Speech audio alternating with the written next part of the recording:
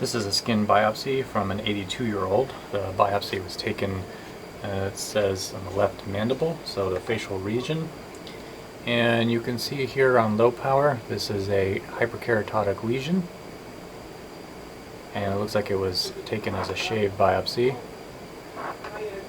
And if we go down on a higher power here, you can see that it's hyperkeratotic with some sort of church spiring or whatever of the epidermis.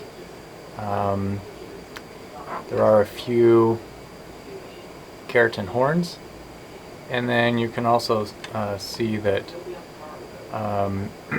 there are these strands of squamous epithelium that seem to be going down into the superficial dermis.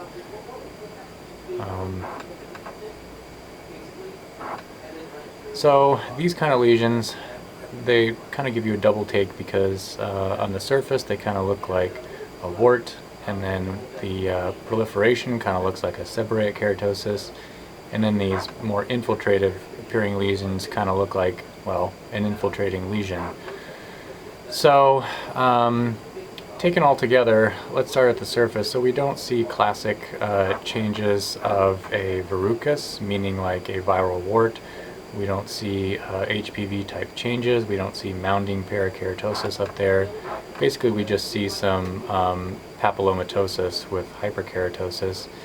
And then in regards to the infiltrating aspect, you'll notice that these strands are very thin, and they have a similar appearance to the base of the more superficial epithelium. And if you look at the epithelium, it's also thinned in these areas as opposed to expanded. So these infiltrating areas are not coming from areas of an expansile lesion.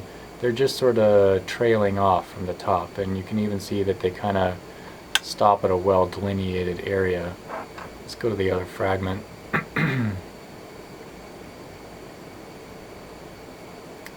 Forget which one I was on.